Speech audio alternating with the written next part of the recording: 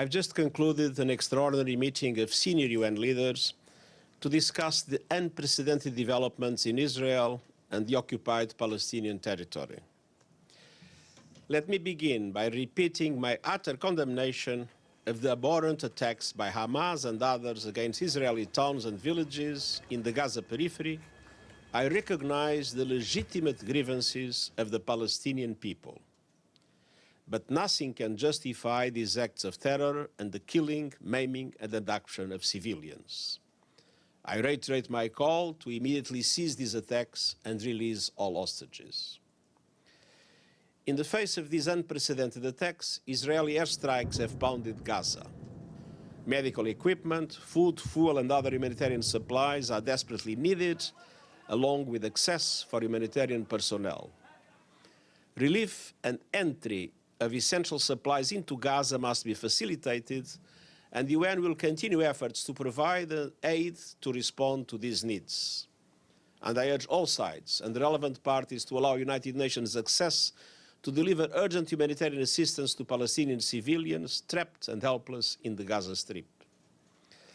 And I appeal to the international community to mobilize immediate humanitarian support for these efforts.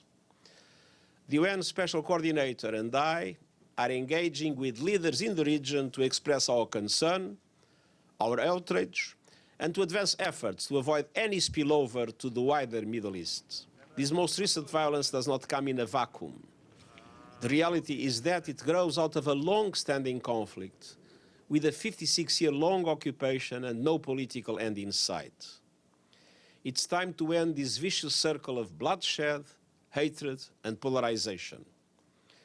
Israel must see its legitimate needs for security materialized, and Palestinians must see a clear perspective for the establishment of their own state realized.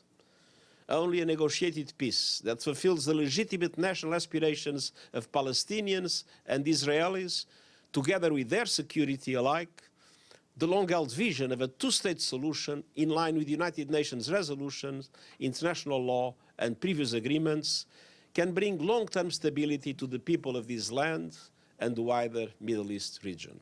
As the attention shifts from the original attack to the situation in Gaza Strip, in a very rare move, Secretary General Guterres again went to this briefing room and delivered his second statement in person.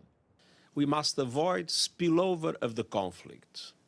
I am concerned about the recent exchange of fire along the Blue Line and recent reported attacks from southern Lebanon.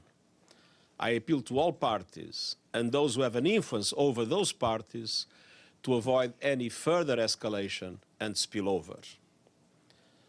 I call for the immediate release of all Israeli hostages held in Gaza.